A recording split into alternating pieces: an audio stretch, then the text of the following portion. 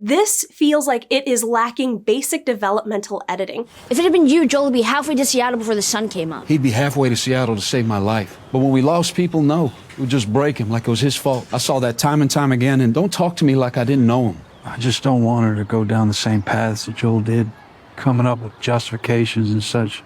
All he was really doing was lashing out. Which one is it? Don't know. I'd say that was mixed signals. Hey, this is the Sword and the Pen Reflections. It is my casual alternative to that channel. We are going to be looking at The Last of Us Season 2, Episode 3, but I wanted to quickly make a note here. I came into The Last of Us Season 2 expecting that this was going to be a break from the usual.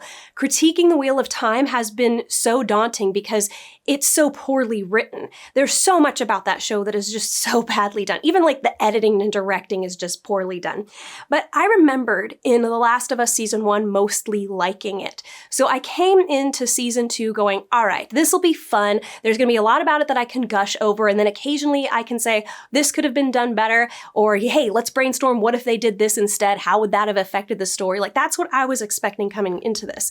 But this feels like it is lacking basic developmental editing. This season could not possibly have been written by the same people who wrote Season 1. I just don't see it. The quality of writing in this second season is like beginner level writing. And at least what we had in Season 1 had a general direction in which it was going. Like, we could see that things were leading up to it's going this way. The characters are slowly being developed to create these new characters. That is what character progression and storytelling is. And here, they're retconning things that happened in Season 1, and I'm talking about like character development things that are happening from Season 1.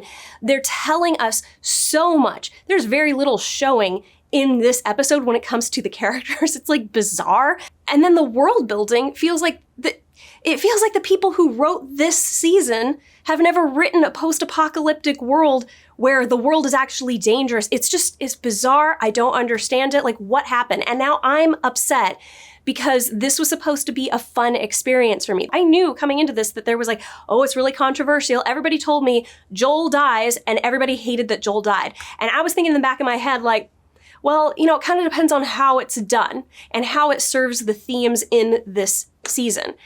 And so far, it was done terribly, and I could not tell you what the themes are in this season because there is no focus on what the themes are in this season. You don't see it in the characters, you don't see it in the plot, you don't see it in anything. So, anyway, whatever. Oh wait, before we get into it, please like, subscribe, and comment, even if it's just with an emoji. It's a free way to support this channel. Or if you're feeling super generous, check out my Patreon, Ko-fi, or hit the money heart thanks button down below. You can become a subscriber, you can leave me a one-time tip. Anything is much appreciated and goes directly towards paying off my dog's eye surgery, which was successful but super expensive.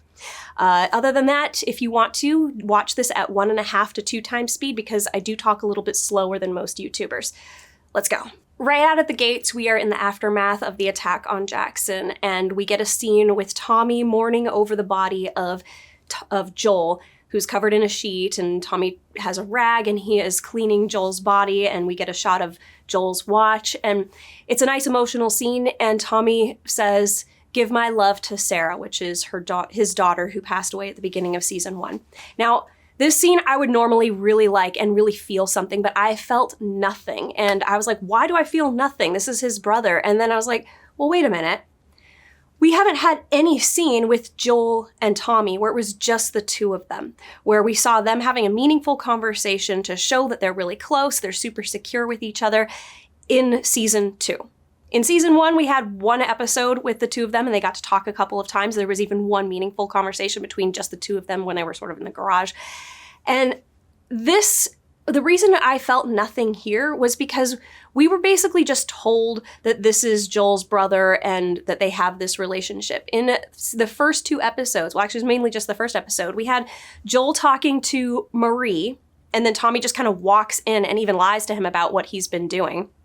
You know, because he was like, oh, I was just out shooting infected by myself, even though Ellie was with him. We had the scene where Joel is talking to the psychiatrist or psychologist, and then we also had a scene where Joel was talking to Dina. But there was no deeply meaningful moment to show family between Joel and Tommy, like just the two of them. And I think that what happens when you don't do that is it doesn't create that contrast of loss. If we saw that Joel was actually with Tommy, that this was an important person to him, and Tommy, actually you'd have to be kind of more from Tommy's perspective, that Joel is super important to him. Like we would have to see that they are really integrated and dependent on each other. Like it should have been Joel and Tommy in the office discussing the construction projects of Jackson Hole. Like they should have been the ones working on it. And then Marie kind of walks in. Like she's the third character here, not the second character. It should have been Tommy and Joel and kind of reinforcing that brotherhood that we saw in season 1, where we had episode 1, the two of them chatting together when they're hanging out and taking Sarah to school, or I forget where the heck they were going with her. And then the chase scene that happened after that, and Tommy literally comes in and saves Joel's life from the soldier who was shooting at them. And then we had the episode where Joel and Ellie actually reach Jackson Hole, and the two of them are able to talk together. But when it came to season 2, we didn't see that family security. So that when we get to this moment here, there's a stark contrast to what we had building up to his death in those first 2 episodes. Like we should have seen that Joel was with Tommy and that now Tommy has this huge hole in his life. Now, I've been getting people in the comments telling me, oh no, but they said, obviously they were working together. You can't just imply that somebody is part of somebody's life or that somebody is really integrated into their day-to-day. You have to show it. You have to show that they are there all the time. They are there together. Otherwise, the audience does not feel it. We don't experience it with the characters. Like if I were to tell you this character's had it really rough in their life, and then that character goes and kills somebody else in a brutal way, like you're supposed to go, oh no, they had it really rough in their life. So it's kind of conflicting, that person killing the other person. No, that's not going to affect the audience. The audience needs to go through the experiences of the rough life with that character in order to feel that thing that the writer wants the audience to feel in that moment. So if in this moment we're supposed to feel Tommy's loss, it's not effective because we did not have the build up to this was going to be something that was really important. This is something that was really integrated in Tommy's life. And then suddenly it's gone. Like we don't feel the loss with Tommy in this moment because we didn't see that Joel and Tommy were like together in any meaningful kind of way in this second season. I wish I could compliment the watch being broken and that it's still on Joel's wrist. But the thing is this is something like a tiny detail of symbolism. Like, his daughter got the watch fixed for him and then it was broken on the night when he lost his daughter and he's worn it every day since. It's always just been this broken watch ornament that he wears in remembrance of his daughter. And now he is dead now too. So like it's doubly broken. It's definitely broken. Like it's over. The journey of the watch is over. This sort of symbolism and attention to detail is a nice bonus on something that's already good. But if you have something that is just really weak all around, and then suddenly you're like, oh, but look at the watch, the symbolism there. Like they put all that attention to detail. Like good on whoever decided to do this, but you neglected everything else. So it's hard to compliment something like this. I've been complimenting the show Severance a lot because it is all around just so well done, so much thought put into it. And the thing is I'm not saying, oh, well, all this other stuff wasn't great, but did you notice the symbolism in their coloring, in the costumes coloring? Nobody does that. Like you go, everything in it was so good. The writing was good. The performances were good. The story was great. Like it was all excellent. And it was so good that even the costumers put detail in the symbolism of the colors that the characters are wearing. That is something that you appreciate as like a cherry on top of an excellent cake. But if you've got a cherry on top of a cake that also has mud mixed into it, it's kind of like, who cares about the cherry? Then we get over to Ellie waking up from surgery in the hospital, and she's a bit groggy, and she sits up and is immediately thinking about the last image that she has in her mind of seeing Joel killed. So it's traumatizing. She's suddenly screaming, and she's crying, screaming, and then a bunch of nurses have to come over and sedate her so that she doesn't die. She had to have a tube inserted into her lungs to drain the fluid in her lungs, which will be an important thing to note in a scene that comes up later. Again, this is a moment that would have meant so much more to me if I felt that Ellie didn't deserve this pain. It's very hard to sympathize with a character who, as far as the viewer is concerned, has been nothing but horrible to Joel for the entirety of this season. We didn't see her extend a kind word or do anything pleasant in his direction the entire season. There is actually a part of me that is sort of looking at Ellie and going, well, this is your fault. Your pain at this level is your fault because you held on to who knows what and punished Joel thinking that he was going to be around if someday you could mend things up with him and it'll all be great. But you didn't. You didn't prioritize that, which means that Joel was not that important in your life. And now he's gone and you miss him and you should feel very, very guilty about how you treated him before he died. He died thinking you hated his guts. And now that was the last thing he was thinking as he was dying, and it's your fault. So you should feel bad. You should feel like this based on how you have treated him up until now. And unfortunately, I was going, okay, well, good, they are making her suffer here. As a writer, you should make your main characters suffer. If you ever get deep into creative writing, you will be told you should torture and punish your main characters if you want them to grow as much as possible. Well, not to excess, but you want them to come out of this a new person. It's being put through the crucible, basically. You need to go through suffering and pain and something hard in order to come out stronger, in order to come out having been formed into something new. That is the purpose of character development. And unfortunately, they don't show any signs of this affecting her going forward. She should be going forward from this moment just riddled with guilt, feeling like she deserves to die based on how she treated the man who she owed a lot of respect and a lot of appreciation to, because he saved her life, he provided for her, and he protected her position in society. Even though Joel in the previous episode acted like a teenager, totally stupid, but it was a protective instinct to jump to her defense when somebody called her and Dina dykes. He was there to protect her. He didn't do this because he wanted to hurt her, and she treated him like he did. This scene, I think I would appreciate more if I could know that going forward, all right, this is the beginning of a major change for Ellie. And although her personality does kind of change, it's not in the way that it should have based on this moment. So we'll get into that when we get into that. We then get a time skip 3 months into the future, and Jackson Hole is rebuilding, and we can see that Tommy is outside hammering a post into the ground, but he's got arthritis, and then Jesse notices and hey, let me take over for you. Takes over with the mallet and is pounding in this post just way harder and more efficiently, he's got this. And you see Tommy kind of chuckle and shake his head to himself. The new generation is moving in and up, and they are capable and they're doing it well. And I really like this scene. I enjoyed this. Of course I enjoyed it because Jesse looks great in this, but I also just liked it because of the sentiment between these two characters. Jesse is being a great leader, and I know that in the previous episode, Ellie commented everybody knows that you're, going to be leading this town someday, which I couldn't see the evidence of really, except that he was in charge of telling the people who are about to go on patrol, debriefing them or briefing them, whatever, on what it is that they're supposed to do.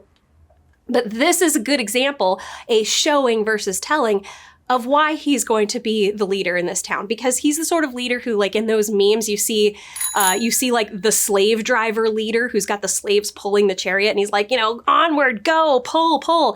That's the bad kind of leader. And then it shows you the next, which is the good leader. The good leader is down there with the slaves, pulling the ropes and going come on, guys, this way, follow me. That is what Jesse is doing here. He's being portrayed as a very positive figure, a good leader, somebody that everybody would appreciate. Even the old timers recognize he's a good leader and he's going to do a great job. Just sure, let him do it. It's unfortunate that is the scene that we get there, one I enjoyed so much, because the one that follows it immediately is such a juxtaposition of the mood and the likability of characters that we had in that moment. We jump to Ellie in the hospital.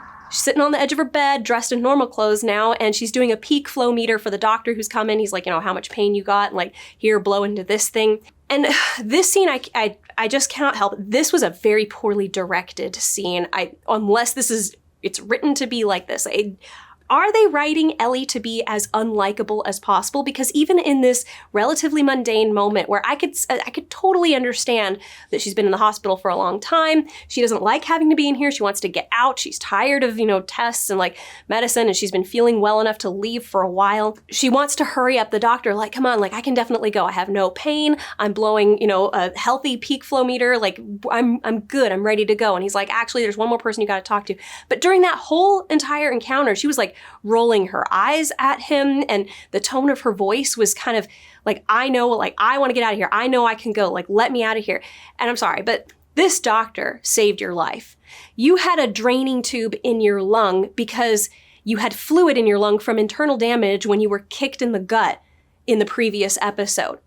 If you had not received that surgery and had that tube put in there and gone through the long process of making sure that you have all the fluid out of your lungs, everything is clear, you would be dead.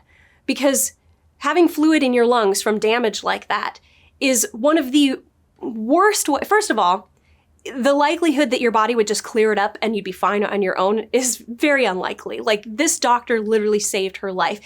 Antibiotics to keep from infection taking over and you just dying. You would be dead if not for this doctor. You should have a little bit of appreciation for it. Now, if she went forward from this being okay, or like even just saying to him, like, thanks for everything, thank you for saving my life, I could be fine with that, but she doesn't. He goes, okay. Now you're gonna talk to the psychiatrist lady. The psychiatrist lady comes in and immediately her tone gets even worse. This is why putting that scene with Jesse and Tommy in the immediate scene before it was like the wrong choice. Do not do that and then put this scene in here with Ellie like this.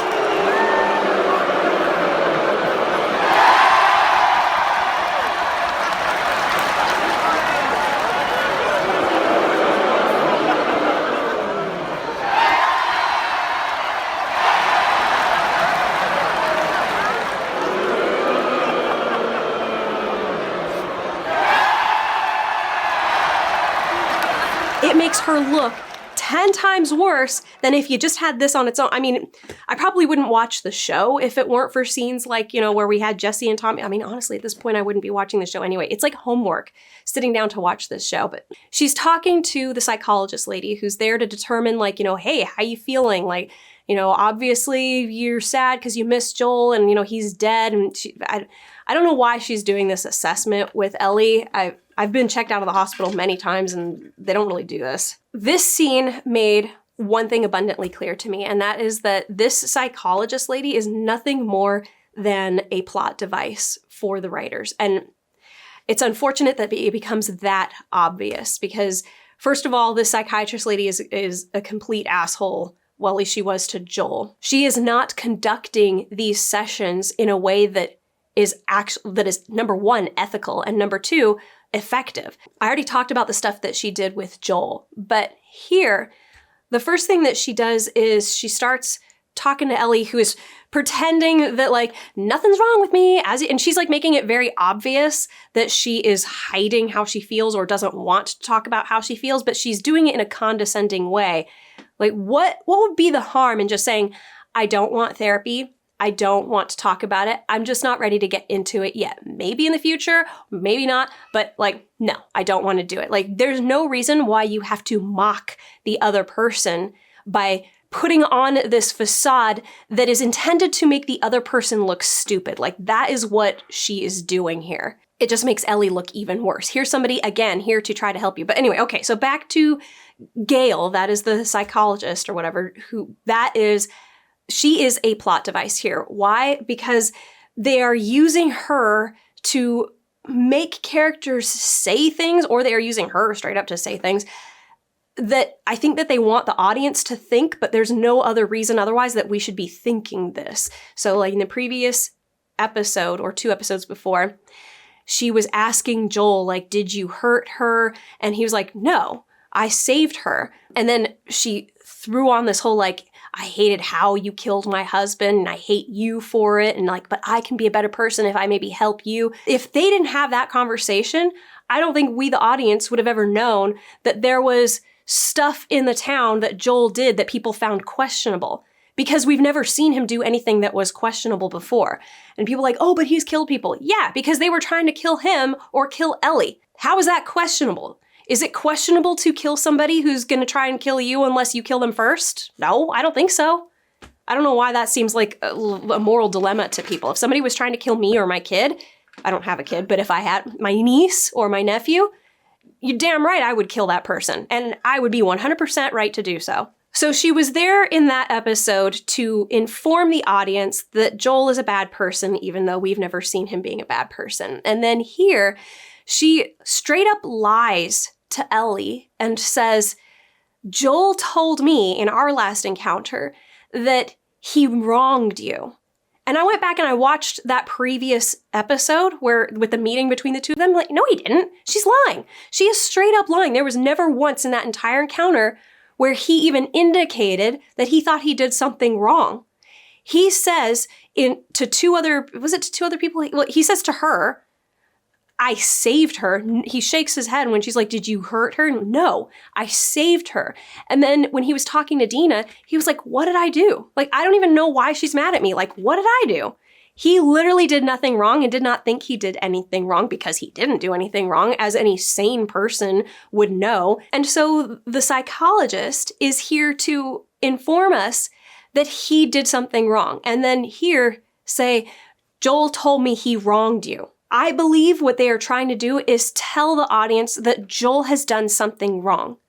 And it again is ineffective because we, the audience, have never seen him do anything wrong. They have never shown us that Joel does evil things. He doesn't. He does things that are hard but right. That is all we have seen of Joel. That's it. And the psychologist, in this moment, saying he may have wronged you, was to double down on that first information we got from episode 1, but also, I thought, to implant in Ellie the seed of doubt that maybe Joel has done something wrong to her and she doesn't know about it, or maybe she does know about it. I honestly can't tell if Ellie knows or doesn't know at this point. Like, it's completely unclear to me, so I don't care. I don't care because I know Joel didn't do anything wrong, and if she's sitting there going, oh no, did he do something wrong to me? Well, okay, no matter what, either way, she says that to Ellie, and my expectation is that she would say this to Ellie so that we can see Ellie going forward, having that seed of doubt in her head, or that seed of like, he did wrong me, like coming up, and we never see it again. As of now, I have seen episode 3 and 4. I've watched those two. 5 is out, but I haven't watched it. And we have not seen at any point between this moment and the end of episode 4 where she's like, did Joel wrong me? Or where she's gone, Joel did wrong me. Like, nothing. It's like, so why put it out there? If you're not going to use this information for this character, why would you say it? This does not make sense. Like, if I was the developmental editor for this and they're like, well, we need her to like be unaffected by it going forward because she knows that Joel did not harm her or hurt her, I'm like, then why are you putting it here? What is the point? To make the audience think that? The audience already doesn't think that because you have created a Joel who up until this point, not even up until this point, beyond so far, we've never seen him do anything wrong. He's done hard things that were the right thing to do. I've gotten people in the comments telling me like, oh, but Joel has done lots of bad stuff and you're going to see it coming up. Who cares? I have not seen it. You want me to feel a certain way in this scene? You need to create the preemptive moments and growth in characters, or just expose what they are so that when you get to this, you go, oh, that makes sense. But none of that has been done. So now when it's done in the future, as I'm guessing, flashbacks, because I have heard the echoes all through my comments and online, like, oh, there's going to be flashbacks with Joel and it's going to expose that he's done some pretty horrible things. That's called retconning. You are retconning. You are taking things that a character has never been shown to do and saying, actually, he did do these things. Now, if we had seen evidence of this character being evil or doing things like taking innocent people's lives for no reason, then I'd be like, okay, I could see that. But I don't think we did not see that ever, not once in the entire first season, see him maliciously or even coldly kill an innocent person. Unless I'm forgetting, did somebody die who was innocent, who was not trying to hurt him or wasn't putting him and Ellie at risk? Like, what? He didn't do anything that was wrong. He did hard things that were the right thing to do. So, whatever. Anyway, Ellie gets her way and is able to leave because the psychologist basically just like, whatever, go away. What was the point of this scene? Before we continue, please like, subscribe, and comment, even if it's just with an emoji. It's a free way for you to support the channel, and for me, it might bring in some money from all the commercials they keep putting on my videos. Or if you're feeling super generous, check out my Patreon or Ko-fi. I've got links in the description. Or you can hit the Money Heart Thanks button down below. Now, let's get back to it. Then we get the scene where Ellie is going through Joel's house. Well, first she arrives at the house and there's a bunch of flowers and notes from people who were very appreciative of Joel, leaving him messages saying, you know, thank you so much for everything that you ever did for us. And like, yes, she goes into the house and she's walking around. This is usually like, for me, this sort of scene is very emotional, but here I felt nothing, felt absolutely nothing. And I think it's because we never saw Ellie being part of this life with Joel. If you want this to feel like a loss, you need to create the whole thing from which something was taken. And that whole thing would have been Ellie in a good relationship with Joel. We should have seen that this is a good childhood memory type place for her. So she goes into her old room and it's still kind of childlike, like she had her little stickers and posters and things all over the walls and whatnot. I didn't feel anything there. I never once saw Ellie in the position of like, she is Joel's daughter. This is a happy life. The two of them are living in peace, and it is a father-daughter relationship in this home. This is home for Ellie. We never saw that this was home for Ellie. And you can't just be told, even though they're doing their best not to tell it, they're just showing us that she had a room in here and she was acting like a daughter would. She obviously spent several years in here with Joel living in the same house, you know, the father-daughter sort of life.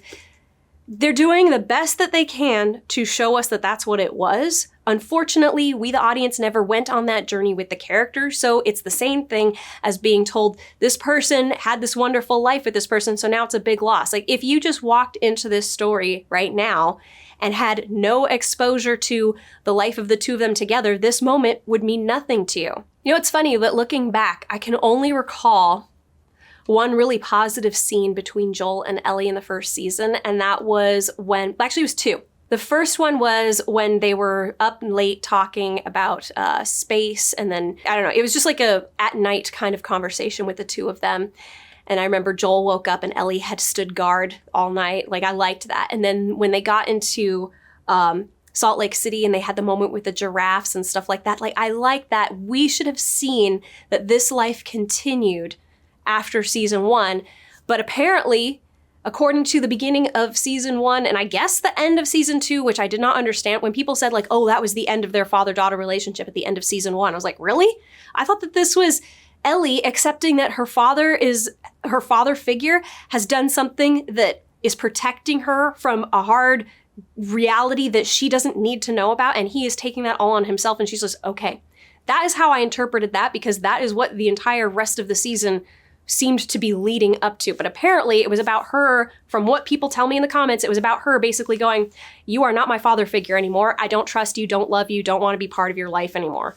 If that's the case, then this scene here doesn't make any sense. This scene with Ellie looking at her bedroom going, oh, it was a wonderful life. It wasn't. Apparently by the end of season 1, you had already decided this relationship was over. So what are you missing here? I do kind of think that Ellie is being portrayed very much like a sociopath. And I'm not saying this like just to like because I dislike Ellie or whatever. I mean, she behaves like a sociopath who does not care about anyone or anything.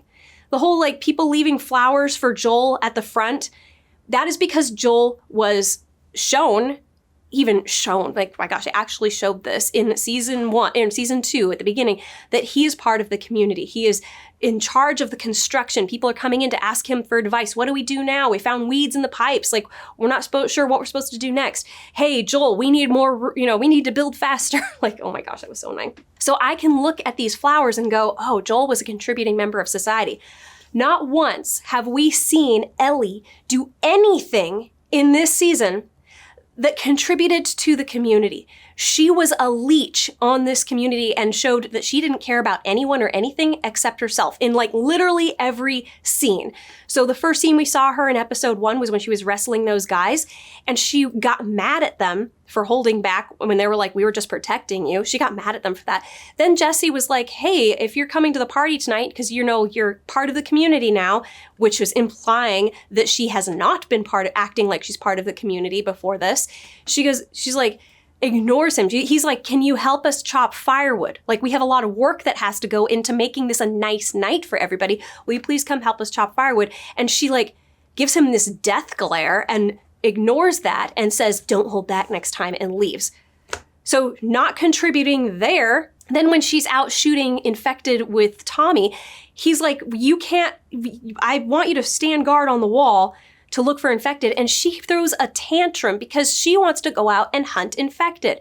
Why? Not to protect the town, but because she has fun going on little horsey rides and then climbing in through windows and hunting down infected so that she can stab them with a knife.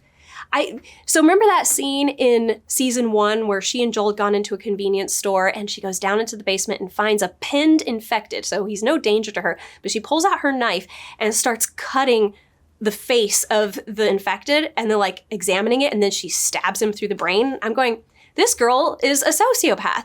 She is looking for a fix to stop the need to be destructive, because that's how she behaves everywhere else. I don't know, maybe the show is trying to portray her as a sociopath. That would make sense to me. But yeah, so she didn't help with the firewood. She was complaining to Tommy about, I don't want to be standing guard on the wall. I want to go out and hunt the infected. Like, I want to go on patrol. That was not about protecting the town. That was about her getting to do what she wants. Then Dina, whose boyfriend is your friend and is in the room, you're going to make a move on her because, like, I know that Dina made the first move, but there was a second kiss that night and Ellie went in for it. So this was not a one-sided thing. She selfishly, ooh, this makes me feel good, I'm going for it. Then when she goes on patrol with everybody, which actually happened earlier, she ignored the instructions of the patrol leader, even though she was just warned, you are not allowed to go on patrol because you keep ignoring the patrol leaders and putting everybody else in danger. So what did she do? She went off to go put everybody in danger again. And then she put Dina in danger because it'll be so fun if we go and kill these infected. Like, she wanted to knife infected in the throat because that is what is fun for her. It's really disturbing, really. This person really does need to be instituted. And if they do not have such a facility in this environment, then she cannot be part of this society. She is a danger to this society because everything that she will do is for her own pleasure and has nothing to do with other people. Like, she doesn't care if Dina almost gets killed. She doesn't care if the people in her patrol almost get killed. I'm honestly surprised that she cared that Joel is dead. I'm honestly surprised at that. It's actually out of character for her to be hurt that Joel is dead. I don't know, maybe because she does recognize to some degree that Joel has been her provider all this time. I don't know. But yeah, she's never once been shown to be doing anything that isn't for her own pleasure. It's never for somebody else. It is only for herself. How the hell does anybody expect people to enjoy this character? I mean, unless you're supposed to really hate them. Like, that's how this character, in my view, is being written to be loathed because she is so self-centered. Anyway, so she's going through the house, and if this was a completely different character, we had a totally different setup, I would have loved this scene, because if you've ever lost somebody, there's nothing emptier than walking through the home of a person who you have lost, who has passed away, and seeing the remnants of their life, knowing they're never coming back to this. It's like they were just here, and now they are gone. And you can see that Joel has, like, some carvings that he's got in his room, which is, I mean, I guess guys are okay with doing this, putting, like, you've got your craft table in your bedroom, so sawdust, whatever, okay, whatever, it's fine. Probably warmer in there, that's why you would do it. Okay, makes sense. And then she goes into his closet and finds one of his shirts, and she's smelling his scent on his shirts, and she presses her face into him and into the shirts and is crying. And, like, this is so real. This is how it feels to be in the home of a person who you've loved, who you've lost, especially if it's your own home. It's like 10 times worse, because now it's like your things and their things together. It's like everything of yours and theirs is now gone because they aren't there anymore. I would love this scene for accurately portraying that feeling. if I cared about Ellie, if she was built up to be a different character, and if we had shown properly that they had this life together. But they didn't. So, okay. Oh, there was another thing. Somebody, I'm sure, is going to say, well, wait, didn't Ellie say in the previous episode that I know everybody's worried about me and Joel, thinking like stuff is weird between us, but we're okay, and you guys don't need to worry about us, everything's fine. The thing is like, in the world of we only tell you stuff instead of showing you stuff, if the whole town and many characters are saying, what's wrong with you and Joel? Like, things are bad. It's like you guys aren't even father and daughter anymore. And then we have one instance of one character going, actually, things are okay. That's totally canceled out. That you should have showed us something different anyway, but if all you're going to do is tell us, and you have 20 different characters, including Joel, telling us stuff is wrong. Like, Joel was going to therapy because things were so wrong between him and Ellie, and then Ellie goes, actually, things are just fine. You don't believe that for a second. Again, that sort of supports the whole she is a sociopath. Like, she's so unaware of how other people think and feel that she assumes everybody was like, you guys are crazy for thinking stuff's weird between us. Like, me and Joel are fine. Like, you know, she has no capacity for empathy or sympathy. While Ellie is crying into one of Joel's shirts, Dina shows up, so Ellie comes out, and this was an out-of-character moment for her again. Ellie says thank you to Dina for coming and visiting her in the hospital so many times, and then Dina's like, oh, I'm sure you would have done the same thing for me, and Ellie's like, yeah, I probably wouldn't have visited you as much, and Dina's like, yeah, probably not. At least that was a recognition of who she really is. Like, I don't believe for a second that Ellie actually was grateful, but this should have been the moment where we saw her being the more tamed or tempered person or something different, but again, there's no focus on this character and what she is. So she sits down at the table with Dina, and Dina offers her cookies in advance as a peace offering because she's like, I'm about to tell you something that makes you really angry. And immediately Ellie goes on guard and she says, I know I told you in the hospital that I didn't know any useful information about the people who did this to Joel. She's like, but I know all their names and I know where they're from.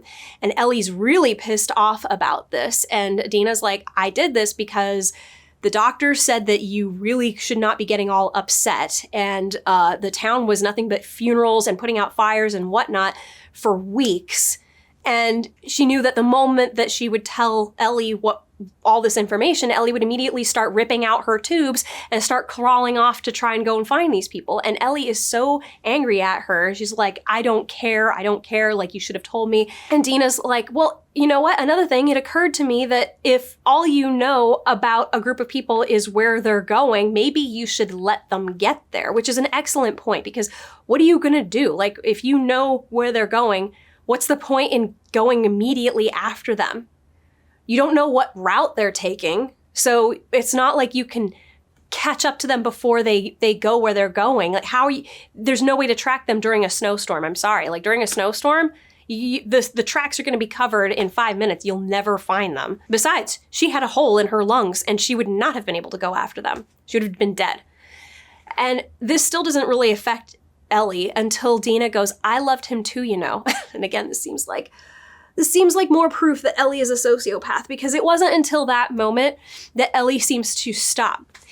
Because she didn't have it in her capacity to recognize that other people are hurt also. It's not just you. Hell, Dina even tried to convince Ellie, come watch movies with me and Joel. We're gonna watch, what was it, Viper and something, whatever. We're gonna be watching Joel's favorite movies. Why don't you watch them with us? And she just like blew that off and like, let's go on patrol. Like, did not want to have anything to do with Joel. Like, she had to be reminded that Dina had a closer relationship with Joel than she did during the last, I'm assuming 5 years, because it's bizarre to me that they have the whole, oh, she lived with Joel after this. Like, but I thought people were saying she was mad at him since the end of season 1. It makes no sense. You have to be consistent with your storytelling. You can't just throw things in there that undo what you have said before and then say, actually, it was the same and we're going to justify it later, because that is retconning. If you didn't like what you did for season 1 to set up characters so that they will be in a position that you can accurately and satisfactorily do what you want to do with them, you shouldn't be telling that story with these characters. Give us new characters, new story. That's how you do it.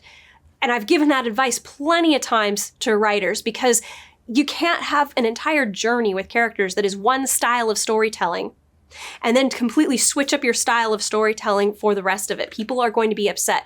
Give me an example of a story where they did that and it was successful. I don't think you're going to find one. Anyway, Dina tells her the names of all the people and draws a picture of the patch that she saw in a backpack, WLF, and she explains that Eugene told her once about this group that's not Fedra, but, small groups of military that were kind of against Fedra, and that this was one of them, the Washington Liberation Front, I think is what it was. And Ellie takes the patch and looks at it and goes, WLF, wolf. And then she goes, f***ing morons. Oh, why are they morons? This line made no sense to me. Like, I don't understand, like, morons, what, because they left you alive? I guess, yes, they are morons. Like, what kind of idiots leave the person who is literally saying, I'm going to kill you, I'm going to kill all of you?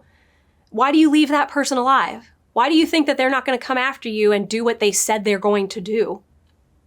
It makes no sense. You just did this, whatever. Dina starts commenting on how this group must be really small because nobody's ever really talked about them since, so they're small enough for us to handle. And then they're like, all right, so now what? Now what do we do? And then we cut to Ellie and Dina approaching Tommy about heading off to go get revenge. And Dina is wearing a $500, $600 puffer jacket. This is an Aviator Nation jacket. Like, I love this brand, but I could never afford to own anything from it because a jacket like this is listed at, I guarantee it's between $500 and $600. Where do these people during the apocalypse, like, did they just like raid Aspen's gift shops or something? Because that is all I can think. Like, that's a great jacket. It looks great. I love it. Tommy is reluctant to go because the town is still recovering, and Ellie's really upset about this and says, if it was you, Joel would be halfway to Seattle by nightfall or whatever. And Tommy goes, he would be halfway to Seattle to save my life, implying that he wouldn't have done that if Tommy had just been killed. And he says, but when we lost people, this does not make any sense to me. He says, when we lost people, that's not how he was. It would just break him, like somehow it was his fault. And my problem with this is that this is, once again, you are telling us something that we did not see of Joel. If losing somebody broke him, why, when he lost Tess in season 1, did he not just completely fall apart and do nothing? He didn't. He took on the task of saving Ellie, of continuing with Ellie. He didn't just stop. As a matter of fact, he willingly left her, like she asked him to, in order to save Ellie. He didn't give her any, like, I loved you too or anything, which was sad. But I didn't see evidence of him just giving up. Even when he was in the beginning of episode 1 of season 2, where we saw that, okay, he had his daughter and Tommy, and then he lost his daughter, and yes, he was devastated. But when we cut to him next, he was being a productive member of society, and he was still doing underground stuff against Fedra. We didn't see that he had given up on life or that he had just like been totally broken.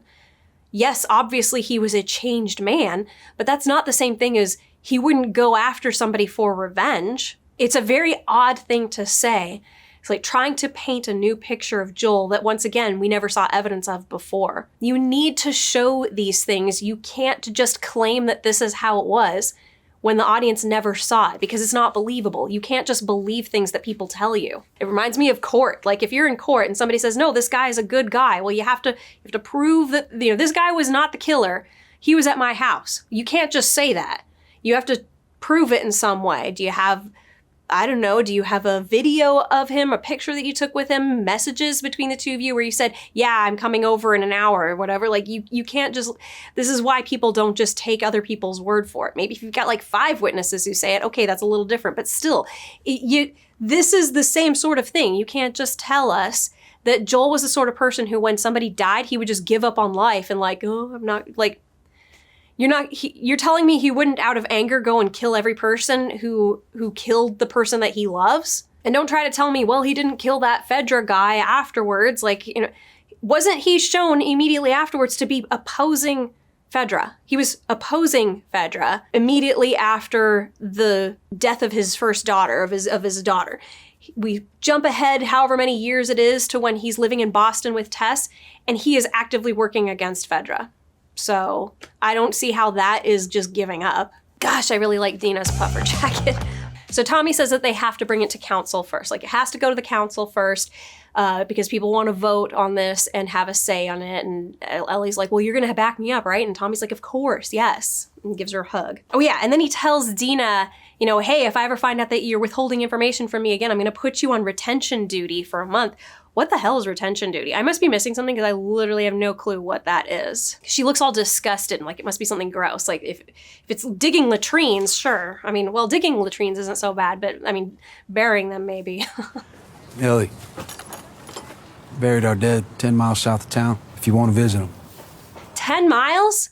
Why do you bury your dead 10 miles away? Is there some world building reason? Like, is it the infected will find them if they bury them close to town? 10 miles is a long ass way. And they're not trucking people out there for funerals because that's a waste of gas. You do not need to bury your dead 10 miles away. You would have to horse people out there, which means that a funeral is literally an all-day adventure. I don't know, it's weird. It's weird. Next scene, we get introduced to this religious cult that is walking through the forest, and they're communicating via signal whistles that are very obviously human whistles, which I think defeats the purpose of signaling this way. They're signaling to each other in code. But the thing is signaling in code is something that you would do across very far distances. They're only far enough away to whistle to each other. I feel like the purpose of whistling signals would be to you do it like a bird so that somebody who is near enough to hear the whistle would not think that it's people, that they would just assume it's a bird. Like, why would they be signaling via whistle? It's obvious they're people. So anybody who attacks the people in the back is going to know that they're communicating with other people up front. So they know to kill these guys and go for it, whatever. Anyway, so there's this guy talking to a daughter or a child, whatever. And they obviously revere some prophet who has taught them about peace or whatever. They're dressed like they're in medieval times. Like, even they have this cart is like they're bows and arrows and hammers. Like, those are their weapons. So these people they've regressed in technology and they're walking away from war. And I have seen episode 4, so I feel like this is put here to make us think like, oh, they're peaceful, helpless people, but it turns out they are vicious killers also. So he gives a hammer to the little girl, and she obviously sees this as like a weapon. So she's like, yay, now I can protect myself too. And then they get a signal from behind that there's wolves coming, WLF. And so everybody scatters and goes into hiding off on the sides. And they definitely should have moved their carts offside, but whatever, it doesn't really matter. They go into hiding, and of course the next time we see them, they're all dead, but that's it. So the reason you would have this scene here, if we're following, okay, this is one place I could say, like, I think, at least from what people are saying in my comments, that the theme is, you know, you think that somebody is bad, but they're actually good, or you think that somebody is good, but they're actually bad or whatever. Like, this would, I guess, follow that theme. So these people here are being portrayed as like, oh, they're less advantaged. These people are obviously poorer, and they must mean peace because they just have bows and arrows and hammers, and they're using medieval technology to defend themselves. But then later we see that the things that they do are possibly even worse than what the WLFs do to them. So like, we're seeing that they look good here, but in episode 4, you're going to find out that they're actually evil also. So like, everybody's evil, I guess. I can compliment them in that respect. If that is one of the themes of this show, they're doing it right here. They're portraying them as these innocent people, but we're going to later see that they're actually monsters also. And then it makes the guy handing the little girl the hammer like way more disturbing. Then we get a brief scene with Ellie training with Jessie again. She's hitting a punching bag in what looks like her room, and he's coaching her. And he's complimenting her on how strong she is despite having been out of commission for 3 months. And she's like, yeah, I was doing sit-ups and push-ups when I wasn't supposed to. And he's like, well, you know, in a little bit, you'll be right back at where you were before any of this. And, you know, that was only 20 or 80% of where you should have been anyway. And she's like, F you. Like, stop being such a bitch to the person who is helping you. It's not like he's saying anything that's untrue. Like, they are actually, this is implying that she was lazy beforehand. That even when she had that scene before, when she was wrestling with the guy in the barn and he was coaching her there, she wasn't even trying all that hard then, and yet she got mad at them for not going full 100, even though she like complained, you hit me in the face, it was hard, by the way, like, anyway, oh, it's so, like, what are you trying to say here? Anyway, so she was lazy beforehand. Then she's like, hey, I heard you're on the council now. And he's like, yep. And she's like, so you know about the vote that's coming up? And he's like, yep. And he's like, I can't talk about it though. And she gets all pissed off at him. And because he's like basically implying like, I can't talk to you about this stuff. And she's like, I need you to support me. And he's like, I can't talk to you about that stuff. Like, he's following the rules and she's upset about that. Like, he's definitely going to be a good leader. Like, the fact that he's able to keep his cool, even though she's totally disrespectful to him, and talk to her like this. It's not a good idea to put these two in the same room together, just saying. Does not make Ellie look good. But he actually gives her some good advice afterwards. He says, take your thoughts, write all of them down, and then tomorrow at the meeting, read them out, because she's obviously going to be speaking at the meeting. So read them out there. And she takes that as an insult and goes, yeah, because I'm stupid.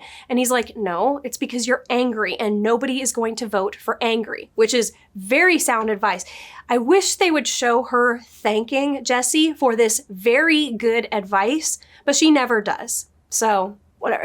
I'm telling you, they are trying to write her to look bad. Like, she is being written to be somebody that the audience wants to die. Then we get the town council meeting, whatever, the big meeting where the whole town is gathering to voice their opinions before taking a vote on whether or not they're going to go take revenge for Joel. And they did a good job of not showing or not telling us what is on the ballot. They kind of imply it through what the people are saying. Well, they don't imply, they just say it. Like, they're gonna send 16 of their best to go and execute the people who did this to Joel. And the people who have made this proposal are Ellie and Tommy. And they do a great job to present the arguments for and against this, and they are all very strong arguments. Which is exactly, like, I love Star Trek The Next Generation, and one of the things that Star Trek did was present complex moral dilemmas and then show us the two opposing arguments, or if there were more, show all of that. And in the end, they would do the best with what they could, or maybe they wouldn't, and it was a tragedy, but they would never tell us what was the right choice. They would simply say, this is a hard choice to make. Like, you could do one thing and there's going to be a lot of bad that happens from it. Or you could do the other thing and there's still going to be a lot of bad that happens from it. And you just got to do your best to make make the right choice. And often you're going to make one choice and think the other one, maybe that would have been better. But you leave it open to the audience to kind of decide what they, how would you approach this? And there's really no good answer for this one, but they do show all the different opposing arguments. So a woman stands up first and she's like, this is too soon. We have lost a lot of people, and you want to now send our 16 best halfway across the country to go and take revenge? I mean, who's going to man the wall? Our wall isn't even totally done being built. What if raiders come? What if more infected come? And you can't even guarantee that all of the guys who go on this mission are even going to come back alive. She's like, so we can't afford to lose our best fighters or even be without them. So that's a great argument. And then another guy stands up and he says, look, I'm not a Christian, but I've always seen the wisdom in forgiveness, in that you don't just go and take revenge, because it becomes this never-ending cycle of, well, now they're going to come and take revenge for us killing their guys, and then we're going to take revenge on them for coming back and killing our guys. Like, it's just never-ending cycle. So there is a wisdom to forgiveness because it puts an end to that cycle. That was a very good argument for why you should stop, because you're supposed to be better than that. You were supposed to be a higher society. But then this other guy stands up, and it's Seth, the one who called Ellie and Dina dykes at the dance the night before, or 2 nights, whatever, not nights before, because it was 3 months later, but you know what I mean, that guy. And he stands up and he's like, what the hell's the matter with all of you guys? You want to just let them get away with this? Why, if we let them get away with it, they're going to come back. They're going to come back because we did nothing when they took one of our own and killed one of our own. We just let them do it. He even says, like, somebody comes and kills your brother and what, you want to take the locks off your doors? They'll come back and they'll be laughing at us and we will deserve it. And that's totally right too. Like, if you look like a totally not helpless society, but a society that won't punish you for harming them, you do open yourself up as a victim. You become a target. Why, if you're not going to go out and take revenge, why wouldn't other groups say, hey, Jackson Hole has a lot of resources. Let's go get him. It's not like they're going to come after us. We can just go there, blast people, take their stuff, and we're good to go. So these are all excellent arguments. I would have to say I'm actually on Seth's side in this one. Like, he makes a very good point here. But at the same time, I'm on the side of the lady. I think that this is one of those cases where you go, we are not ready to risk so many people. I'd say you don't send so many people. That would be the only solution I can think of. Like, the reason they're sending 16 guys is because they want to ensure their victory. Well, I'm sorry, but you really can't afford to be down 16 of your best fighters. But anyway, I like that they're giving Seth this extra dimension as well. They're not painting him as a two-dimensional character or one-dimensional character. We're like, oh, he did something morally reprehensible before, so we don't like him. Like, they've actually done a lot of work to show that, hey, he's wrong in one area, but he's right about a lot of other things. Like, he came out and he apologized to Ellie, and he obviously meant it. Like, he was very heartfelt. Matter of fact, it made Ellie look really bad that she didn't, like, even seem swayed by it. Like, she didn't even recognize that he was a human being, like, coming to apologize. Like, oh, you've never done anything wrong that you've regretted in your life. Isn't this whole episode following how you treated Joel like crap, and now he's dead, and it's too late to make amends with him?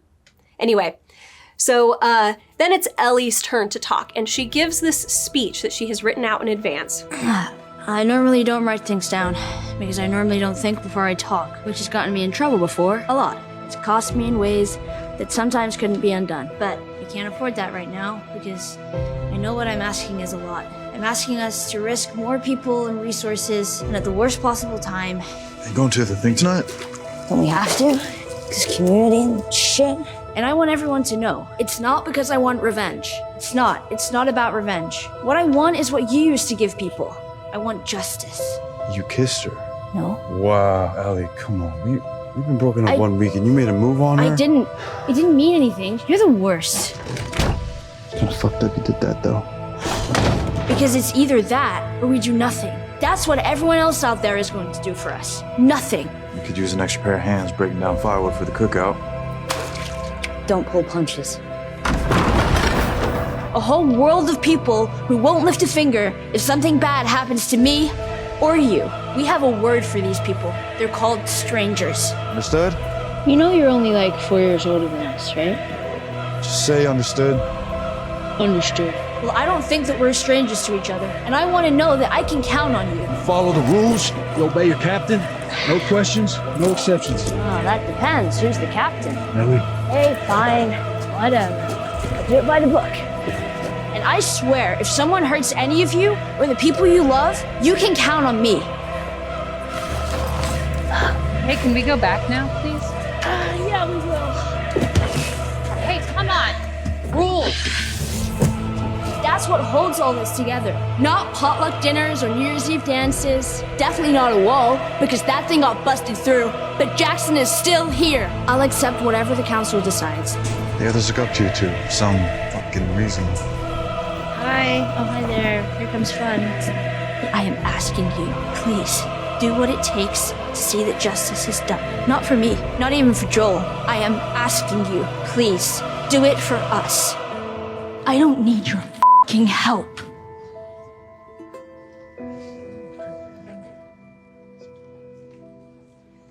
Thank you. I do not believe that this came out of her. I almost feel like I would believe, if they had it then, that she was at home, got on the internet and got to chat GPT and like, what would be the strongest argument that it does not involve revenge for going out and doing this? And it wrote a speech for her, because I've never seen her have this capacity for logic and philosophy before. So it's not believable to me that she wrote this, but whatever. So she did. And I'm so glad that later we have the psychologist going like, yeah, that was total bullshit. The thing is, everybody, they get shots of people around the room hearing this. And the thing is like, they should be hearing what she's saying and going, what she's saying makes sense and it's true, but because it's coming from her, I know it's total and complete bullshit. Like, she is only saying this in order to try to convince us, try to manipulate us into doing the thing that she wants. She's a sociopath. Basically, she's saying, I would do this for you. And she's trying to pressure them like, you should do it for me. She's totally a sociopath. The thing is I don't think anybody would believe that. When has she ever been shown to do anything for anybody else except herself?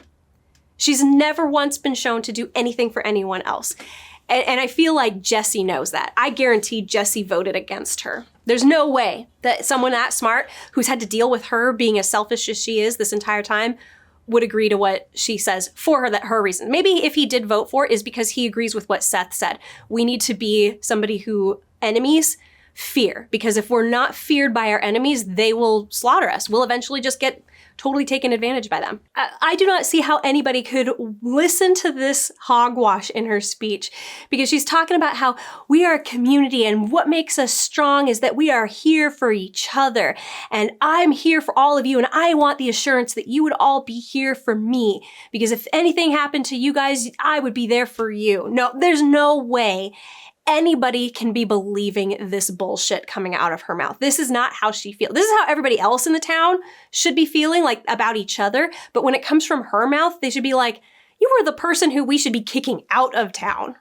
Anyway, I gotta move on from this. They all take their vote, and it's like a landslide. It's like 8-3 or something like that. She lost. Nobody's going after Joel, and obviously she's very upset about this. The next scene, we get Tommy going to talk to Gail, the psychologist, and they're sitting in a baseball field, like right behind, it looks like they're behind second base or like between first and second base.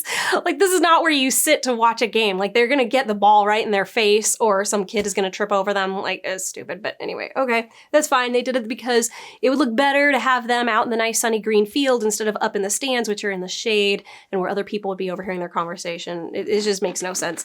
But he comes up to her and he starts a conversation talking about, like, how, it just occurred to me that, like, man, you must be really overloaded right now. Like, all these people coming to you. And she's like, yeah, I'm supposed to go to a shrink too, but, I'm the only one here. So what do I do? And he's like, yeah, what do you do? And she's like, well, I smoke a bunch of weed and drink, so I'm a total disaster. But anyway, so then she's like, but you're not here to talk about me, obviously. Like, she must be just so used to people coming to talk to her, and they're not there because they care about her. They just have problems, and they're disguising what they're doing. Like, how are you doing? And she's like, I know you're not here to check up on me. What do you want? Like, it must be hard. Like, at this point, I have some sympathy for the idea of this character. So Tommy says that he's worried that Ellie's gonna go do something, which, yeah. And the psychiatrist is like, well, you should be worried because she's obviously a liar. And he's like, there's a difference between lying and being a liar. And she's like, yeah, I know. And that girl is a liar. Like, there's maybe only one person she ever told the truth to, which, Joel, and he's gone.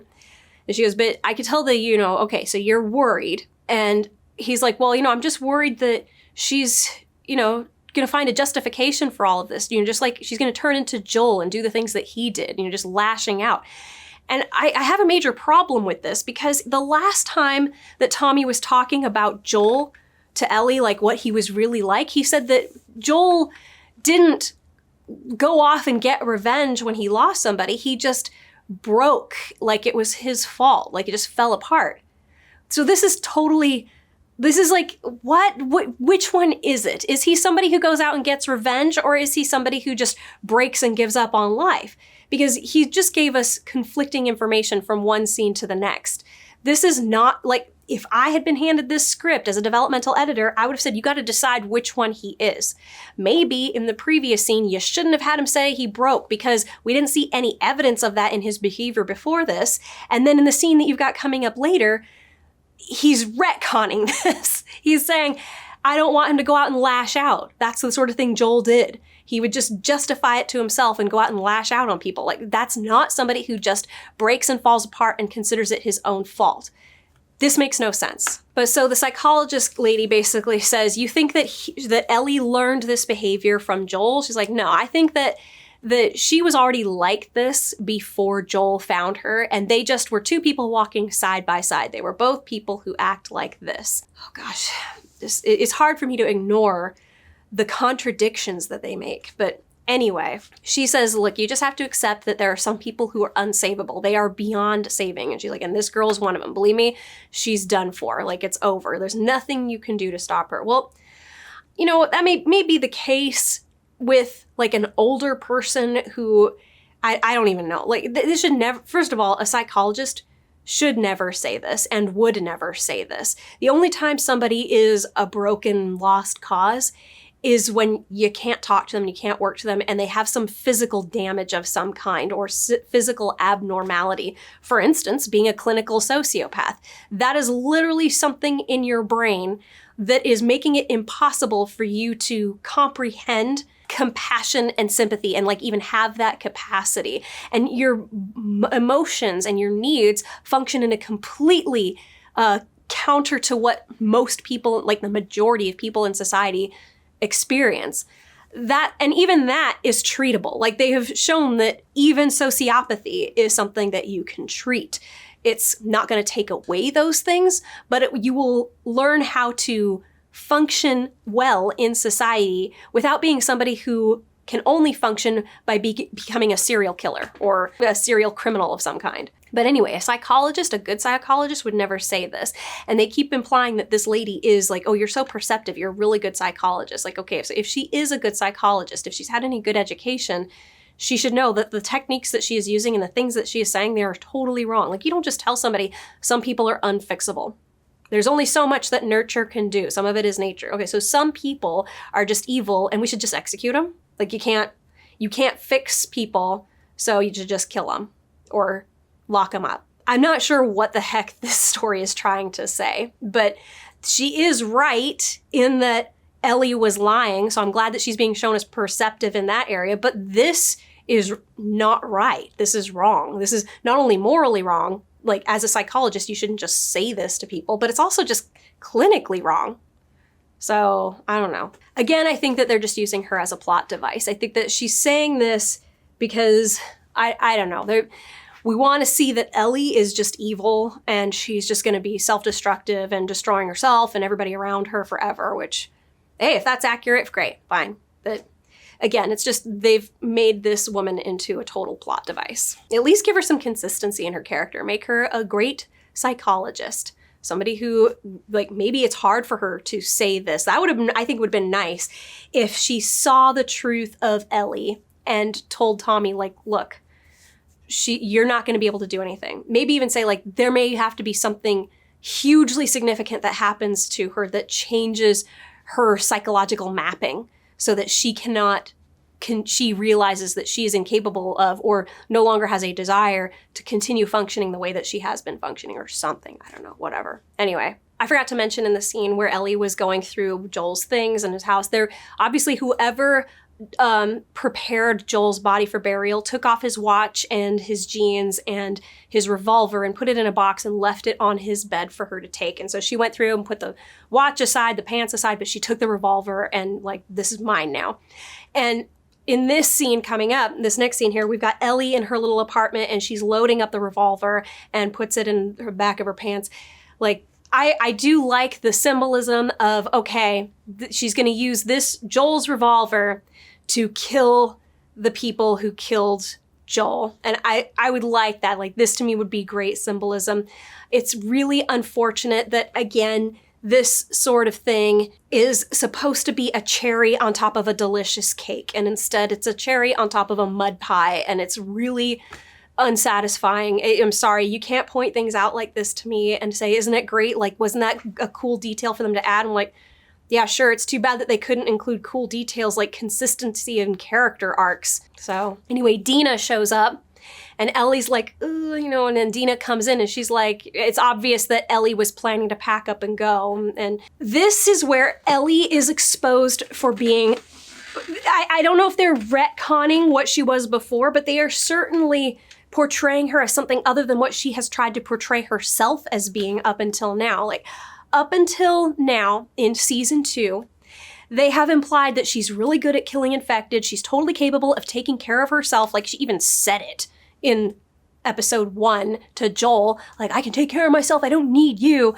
And yet Dina comes in here and finds out she's completely unprepared and has not thought about anything about this journey that she's planning to make across the country. She's basically packed, from the looks of it, only guns and ammo and like 2 cans of food. And Dina's like, you have any medical supplies? Like, gee, it sure would suck if you, I don't know, tripped or got a cold and like infected while you're out there. Like, not even infected, but, you know, got an infection or something. Like, you'd be dead. Like, she's totally unprepared. Did Ellie not go on this long journey with Joel across the country in season 1? Because that's what, like, you would have to be really stupid to not have retained all of that. Or maybe she has some sort of a mental disability. But they are portraying her as being a moron. And then through this entire second season, she has been talking to everybody about how smart she is and how capable she is. And she's like, awesome. And even other people were saying, like, gosh, you know, the town really respects you for some reason. Like, you know, oh, I don't trust Dina's liar, but, you know, Ellie, I believe her. Like, what? So Dina comes in here and is like, where are you even going? And like, where, do you know where Seattle is? And I was like, I don't know, I'm going, you know, northwest, I guess. And she's like, oh, great job. Good, you know, good luck on your journey northwest. She doesn't even have a map to like tell herself where to go. And then later we're going to see that she doesn't even know how to use a map because Dina is the one who's constantly checking it and saying where they're going or whatever. And like, oh my gosh, this is the beginning of, at least in these 2 episodes so far, showing that Ellie has 0 survival skills. So she is a total fraud.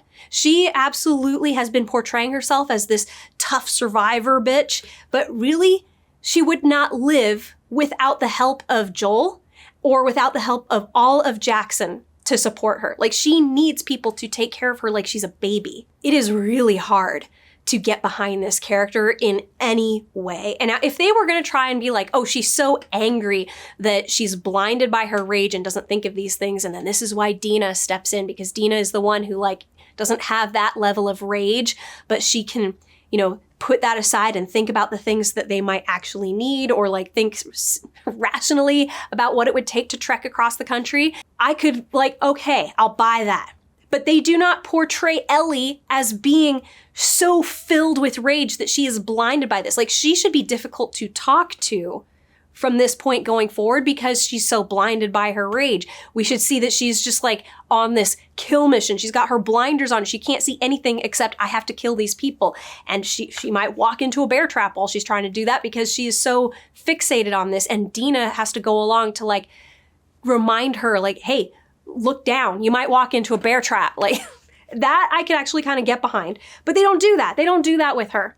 And we'll get into that when we get into that. But yeah, so Dina comes in and she pulls out a map and she's like, I have actually plotted a good route for us to follow. Like the best way, the safest way for us to get to Seattle so that we don't get caught and so that, you know, we know where we're going. And she also says that she knows a guy who can help her get supplies. Like they're going to need medical supplies. They're going to need a lot of extra food. And Ellie was planning to leave with, what was she going to hunt on the way and use up all her ammo? Like, oh my gosh, she's a fraud. Ellie is a total fraud. Anyway, so Ellie has accepted that Dina is coming with her. And the one thing that I can say is at least Dina is a pleasant enough person. She has been consistently a fun, pleasant enough person on screen. And now we see that she's also a competent person that I will enjoy watching Dina go on these adventures with Ellie. Like, I will wish that Ellie wasn't there. I will be sympathizing with Dina having to deal with Ellie going forward. I mean, I didn't see much of it in episode 4 yet, but maybe, I don't know, whatever. Oh my gosh, this is like homework. Watching this show is like homework. Then Ellie is waiting for Dina in the place where she said to meet at 3 a.m. at the East Gate or whatever, doesn't matter. And Dina shows up and she's got the horse and she's got a bunch of supplies. And the person who helped her to get all this stuff was Seth, the guy who called Ellie and Dina dykes at the dance or whatever. And he holds out his very nice, very slick looking rifle with scope and hands it to Ellie like, take this, it's better. Trade with me. Take my rifle. It is way better than yours. And at first Ellie is reluctant to, but she does. And Ellie is just such a bitch to Seth. There's only one redeeming moment for Ellie in all of this, and that is she gets up on the horse and Seth has provided them with everything that they could possibly need for this journey. And he opens up the gate and he reaches up and is standing there with his hand out to her. And after an awkward enough pause, Ellie has to reach over and shake his hand. Now, that, I was like, yes, okay, fine. Like, I like that. At least Ellie is doing this.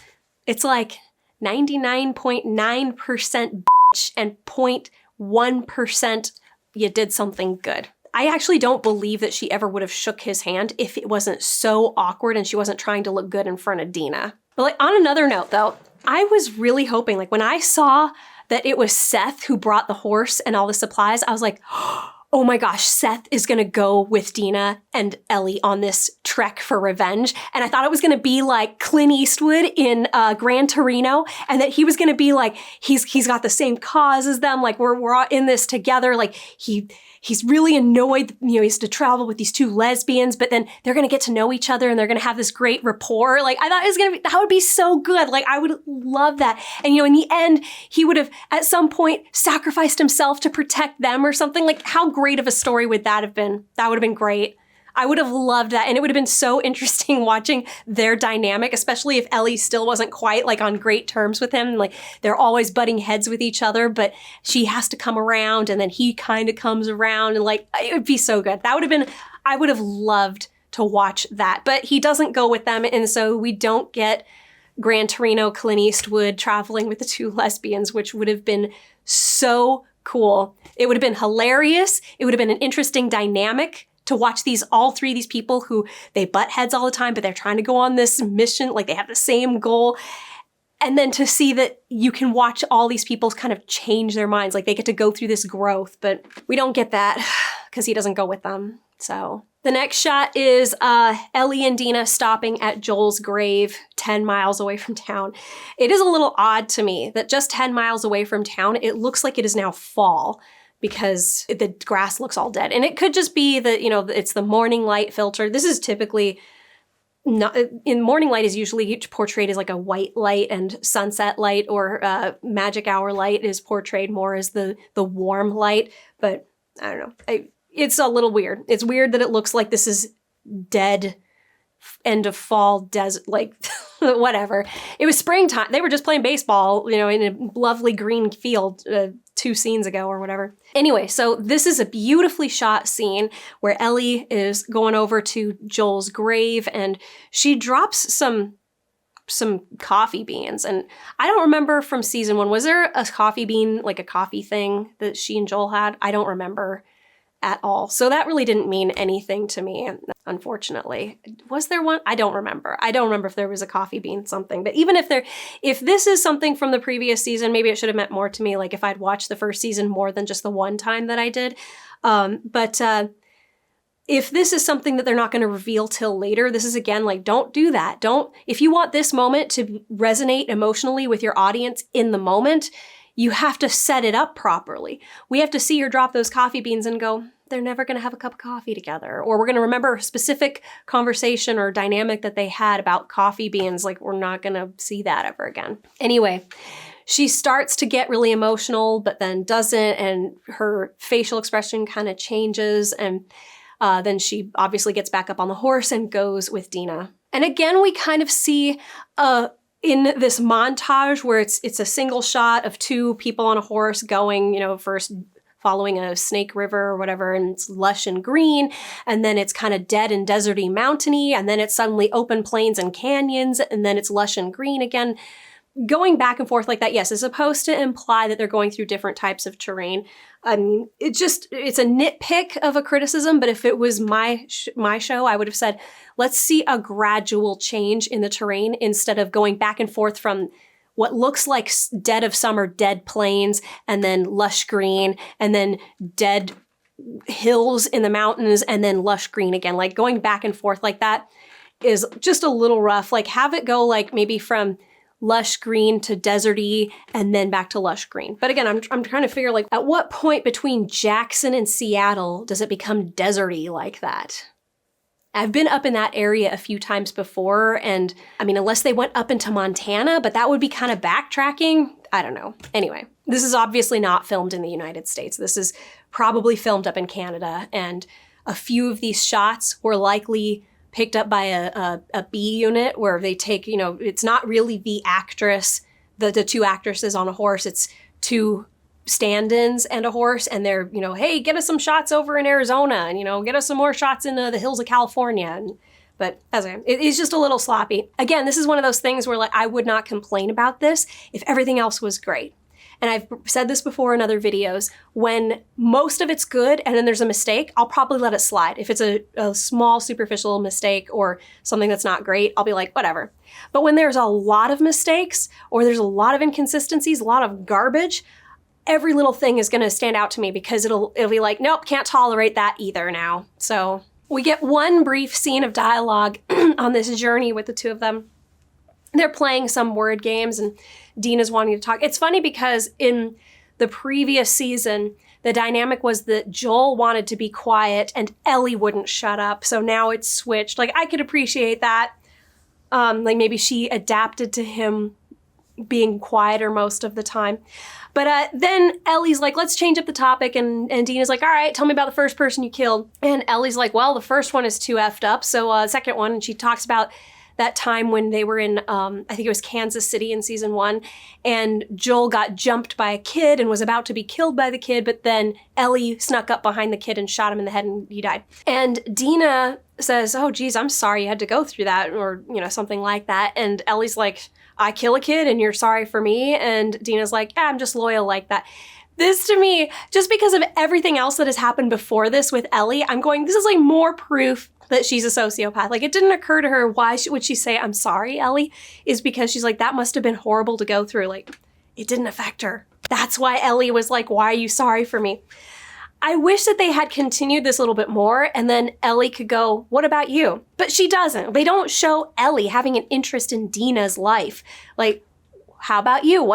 Who was your first kill? Like, that's how normal conversation happens. If you ever find yourself in a friendship or a relationship where it's always one-sided, you're the one who's like, hey, how you doing? Like, what's going on? Like, anything like that. If you are the one who is always taking an interest in the other person's life and they are never reciprocating, there's definitely something wrong with that relationship. You should probably end it or step back from it and be like, okay, no more. You're probably in a relationship with a sociopath. But then again, we end this scene with Dina looking up at the sky and going, we should probably find some place that has shelter, like an outcropping or whatever. And Ellie's like, well, it looks fine to me. And the very next scene we cut to is it's pouring rain. And Ellie's like, gosh, how did you know? Like, she's like, oh, I'm psychic, I'm a witch, you know. Ellie, you have 0 survival skills. It doesn't matter how Dina was able to predict that the rain was coming. She obviously picked up on some sort of signs. And Ellie had 0 awareness of what oncoming weather would look like or feel like or smell like or whatever. Like, she couldn't pick up on. Ellie would be dead. Like, if Ellie was doing this by herself, she would have been riding along and then suddenly it would be pouring rain and she'd be like, oh no, I have to, pitch a tent. If she even thought to bring a tent, she probably wouldn't have thought to bring a tent. She would be stuck in the rain, soaking wet, and then she would die from a cold or something. Like, that's what I would believe would happen with Ellie. She's a fraud. Ellie's a fraud. So this next scene is where I was really hoping when I first watched this that this is where we were going to see the tonal shift, but it's not. The two girls are in the tent, and after they lay down and put out the light, Dina wants to keep talking, so she rolls over and she's turned the light back on. She's asking Ellie, like, I have a question about the kiss. And Ellie's like, what? You were high. I was drunk. It didn't mean anything. And she's like, well, yeah, I know. But like, how was it? Like, you've made out with other girls, you're gay. I'm not. So how do I rank? And Ellie's like, I don't know, like a 6. And Dina's like, oh my gosh, like, you 6, and rolls over. This is such a weird tone to switch to for these girls who are on a revenge mission. And it's at this point where I was really hoping we were going to start to see that the tone shifts, that we're getting closer to Seattle, or like this is the journey that they're on, and like we have to see that Ellie is on this mission of revenge. And Dina has said that she is on this to support because she loved Joel too. Like, she wants revenge also.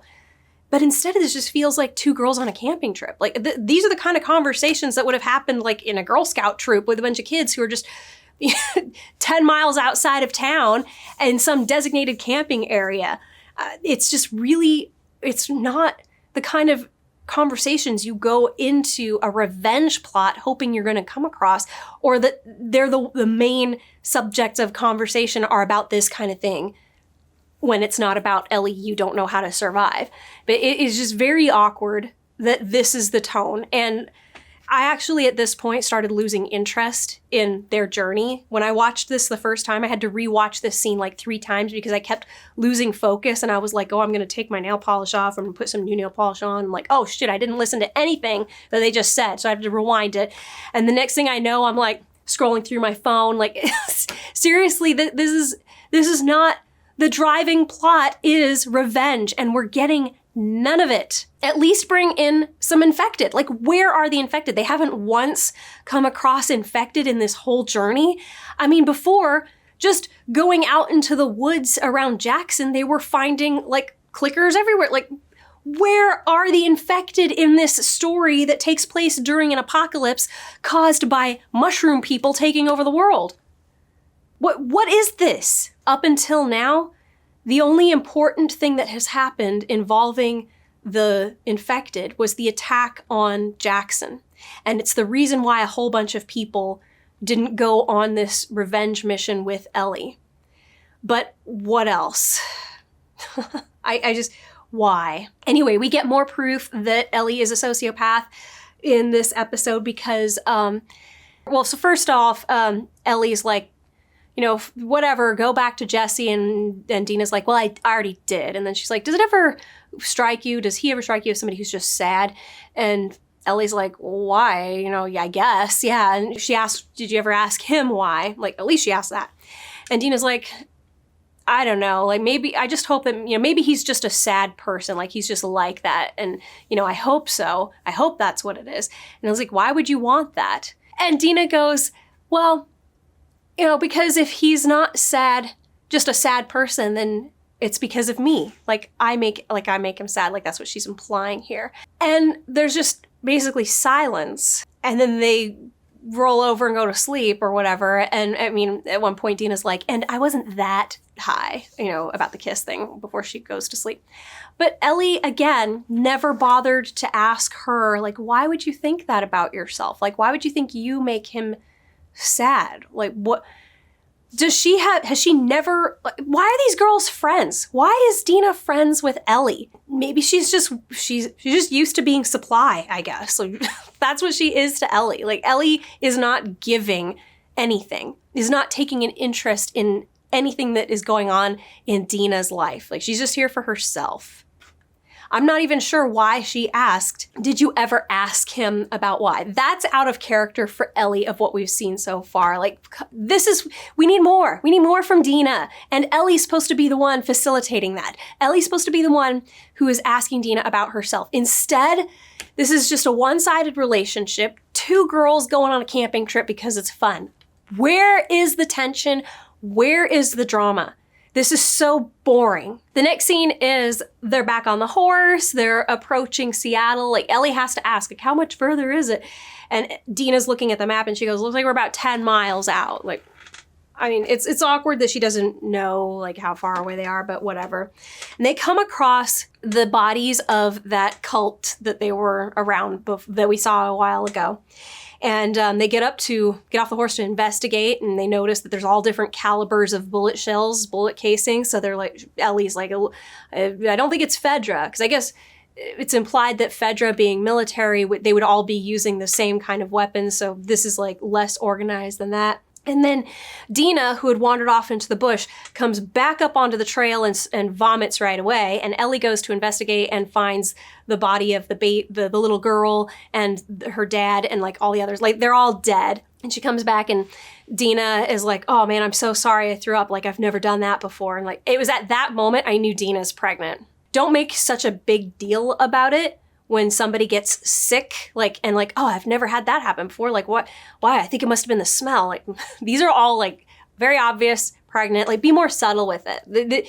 This is supposed to be a mature enough story that these sort of things, it's supposed to be a big surprise later. Like, oh my gosh, she's pregnant. But then you wouldn't also do the pregnancy test thing in the next episode. Like, whatever. Anyway, it's all written like a teen drama at this point. Like, This has felt like such a teen drama ever since she showed up. Okay, so they leave town, and this has become two girls on an adventure across the United States, except that it doesn't feel that urgent. Like, there's no urgency. Like, why are you... Anyway, Ellie goes, if this was the WLFs that did this, killing kids, this is a bit awkward so the dialogue here is awkward, and Dina just kind of looks around and goes like, yeah. And then they climb back up on their horse and they keep going. It is just awkward. I don't know what the purpose of this scene here was, except to see that the WLFs are brutal. And if they're accurate, if they don't know that this is the WLFs. Remember, they thought that the WLFs are like this small group and that they are up in Seattle. That's where they're from. So why would you assume this? I guess it's logical to assume like maybe no other people hang around the WLFs and they've claimed the Seattle territory, but it's a huge territory to take over. Maybe they have no idea how big Seattle is. I guess I can give them that pass. I'll give them that pass. But they keep going and they come across a car. Obviously they've come across that highway and it's all grown over, and Dina's like, we're close now. They were just 10 miles away before. And then the very next scene, they're at what looks like an area where all the cars were stopped and people just got out of their cars and left. So maybe there was an attack there or something. And they're looking around, and this is just very awkward to me. So Ellie and Dina stop and they're looking around and like, it's very quiet. And Ellie goes, yeah, too quiet. And Dina's like, was that Curtis or Viper? And Ellie's like, both, in all of their movies or whatever. And then they look at a sign that says it's 9 more miles to Seattle. So they've only been 1 mile. I don't know, whatever. It's just a little awkward to like have the scene before they said we're 10 miles away. And then here then the scene right before this, they go, they're getting close. Like, we must be getting close because of the car. And then here there's like 9 more miles to go. Like, I don't know, unless they were way off in that previous assumption that they were 10 miles away. Just a little awkward. And then remembering that it's too quiet. Like, this is really quiet, too quiet. In the next scene after this, I feel like the only reason they had this scene here was so that they could set up a joke that she's going to have in that next scene. And it's not funny, and it's like, whatever. I don't know. In the next scene, they've obviously followed this highway or freeway up until the road stops going, but they can see Seattle in the distance. And I'm going, why were you traveling on the road? To me, this just seems like that's a very dangerous idea. And wasn't that Dina's whole, like, she even said it when she was plotting out where their route is going to be, that we stay off the main roads. Like, it's too easy to be spotted there. But anyway, so they see Seattle and they're like, wow, pretty. I mean, plus nobody's shooting at us. And I think it's Ellie who comes up to the conclusion, like, there must not be, or no, it's Dina who's like, there must not be very many wolves. And Ellie goes, there's about to be a whole lot less.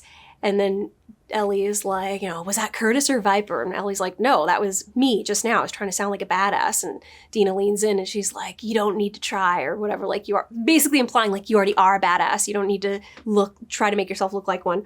At no point has Ellie made herself look like a badass. She's made herself look incompetent. So this is just a bad line. And I think the whole purpose of that previous scene was just to set up this joke. And not even joke. It's like you don't need to try so hard to look like a badass. The writers need to try harder to make her look like a badass because she does not look like a badass at all. There's like nothing. The coolest thing that she has done is walk from the horse to the dead guy on the trail with her hip holster and her rifle. That does not exude competence. It just looked cool. It was superficially cool. Oh my gosh, this is so boring. But yeah, they're doing a lot of work here to go like, it's quiet. There's nothing here. Like, nobody's shooting at us. Like, nothing. Like, it's all peaceful. The thing is they say it's quiet, too quiet. And I'm going, are they not hearing birds or something? Is that it? Like, I thought I heard birds when they were looking at Seattle. Maybe it was just me. Yeah, there were birds. So when they said quiet, yeah, too quiet, they just meant that they couldn't hear the hustle and bustle of people. I mean, maybe they've gotten too used to living in Jackson. Like, it's always noisy because people are doing stuff in there, construction work and whatnot. I don't know. But anyway, the work that they are doing is implying that there's not a lot of people. Like, Fedra's not a big deal. There's nothing too much to worry about. Like, the place is just whatever, empty. Basically, if there are WLFs in there, they're not a big deal because we can't hear them tinkering away in Seattle. And in the closing scene, we're in, I think they call it the Stratosphere in Seattle. And Manny, the guy who, when Ellie busted into the room where they were beating up Joel, he's the one who came after her and she used her knife and like slashed him in the head and he wanted to like kill her or something and everybody else was stopping him from doing that. He's on watch duty and he's out there with his binoculars and he gets a signal like, hey, is the checkpoint between this checkpoint and this point, is it clear? And the guy's like, gosh, you were telling me to look at this place, but okay, fine, give me a second. And he goes out and he looks and he goes, all clear, go ahead. And then we cut down to the city and we see that there's like multiple vehicles and tanks and tons of people on foot, heavily armored and whatnot. So all of that talk about how it's so quiet, there's nothing going on here, like it seems so peaceful and, you know, maybe there's not that many WLFs, you know, must not be very many wolves to worry about. This is supposed to be like, oh no, there's a shit ton. And I'm just going, I don't care, first of all. And secondly, it was a sloppy setup because I didn't know if they were talking about birds quiet or if they were talking about WFs quiet until they made that Dina made that comment about like, oh, there must not be very many wolves. Because it was unclear which one it was, I was more focused on which one is it until that line. And then we get to this and it's like, oh, there's a bunch of them. Like, of course. My feelings about this episode are basically that this is a disaster. I don't know how the people who wrote this season could have possibly been responsible for season 1 because season 1 was not this bad. This is a completely different type of storytelling too, by the way. Season 1 was vignettes. We had like one episode with, we had 2 episodes with one episode with Joel and Tess, and then that ends with Ellie in episode 2. Then we got to Frank and Bill and their story. And then we had 2 episodes in Kansas City where it was about I forget the name of the 2 kids, and then the lady who was like taking revenge for her brother being killed or whatever. That was like a 2-episode drama. Then we got to the Jackson episode where they arrived in Jackson and we get to meet everybody there and how they're surviving. And then we get the flashback episode where Ellie is remembering the mall where she, was with, I forget, what the heck was her girlfriend's name? Whatever. It's her friend who she had a crush on and then kissed and then she got infected. They both got infected, but only one of them died. Like we didn't get to see that. Then we went to the cannibal episode and then we had the finale episode. Like these were vignettes of seeing how other people are doing stuff and their drama and getting involved in what their plot is and like exploring that. And at the same time, we had this slowly progressing thread of Ellie and Joel becoming more and more of a father-daughter team until the big finale. This has not followed that same pattern so far. So it's really hard for me to even associate this as being like part of the same story. It's very different storytelling going on here. They're still on a journey. They went from Jackson all the way to Seattle and they never came across, obviously they platted it so that they would never come across another town. But it's just weird that you would completely switch up your storytelling. And like I said, I've seen episode 4 and it's not a vignette story. Like we're not getting that vignette bit. So you're changing up your narrative style. You are no longer being driven by a dynamic of 2 people who we need them to be close by the end. And whatever you want to say about Ellie and Dina, there's not any conflict between the 2 of them. If your conflict is, will they get together? That's not been evident here at all. They had like one moment in episode 1 where Dina was going in to put a belt around Ellie or tighten up her holster or whatever, and Ellie was getting tense, and then there was the kiss scene at the end of that episode. Like they did a better job of building up tension between the 2 of them in that than they are here. Here it's like deadpan nothing. It's very, for me, just boring. I have no drive to continue watching this, so I don't know, whatever. Anyway, that's all I've got. I can't sit here thinking of more stuff to say, so let's just end it. Please like, subscribe, and comment, even if it's just with an emoji. It is a free way to support this channel. Or if you want to help me pay off my dog's eye surgery, check out my Patreon, Ko-fi, or hit the Money Heart Thanks button down below. You can become a subscriber, you can leave me a one-time tip. Anything is much appreciated. That's it. Be good to yourself.